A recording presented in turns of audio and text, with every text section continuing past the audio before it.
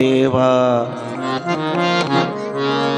ನಾದವ ಮಾಡಿದ ರಾವಂಗೆ ಅರೆಯಾಯುಷ್ಯವಾಯಿತು,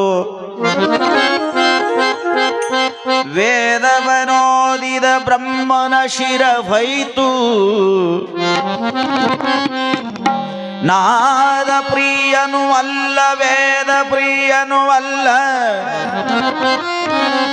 ಭಕ್ತಿ ಪ್ರಿಯ ನಮ್ಮ ಕೂಡಲ ಸಂಗಮ ದೇವ.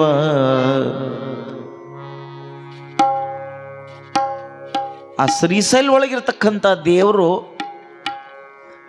ನೀವು ಇಲ್ಲಿಂದ ಬಿಸಿಲಾಗ ನಡ್ಕೊಂಡು ಬರಬೇಕಂತ ಅದು ಫೋನ್ ಮಾಡಿಲ್ಲ, ಲೆಟರ್ ಕಳಿಸಿಲ್ಲ, ಬರಬೇಕಿಲ್ಲ ನೋಡಿ ನಿಮ್ಮನ್ನಂತ ಅದು ಯಾವ್ರಿಗೂ ತಾಕೀತು ಮಾಡಿಲ್ಲ.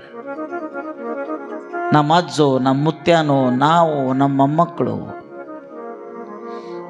ಕಾಲೊಳಗೆ ಪಾದರಕ್ಷಿ ಇಲ್ಲ, ತಲೆ ಮೇಲೆ ಬಿಸಿಲದ,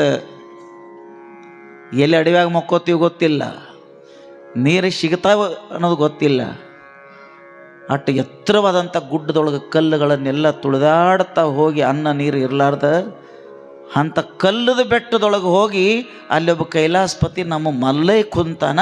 ವರ್ಷಕ್ಕೊಮ್ಮೆ ಹೋಗಿ ಅಲ್ಲಿ ಹನಿ ಊರಿ ಬರ್ಬೇಕಂತ ನಮ್ಮಲ್ಲಿ ಐತೆಲ್ಲ ಇದೇ ಭಾರತೀಯ ಧರ್ಮ ಜೀವನದಲ್ಲಿ.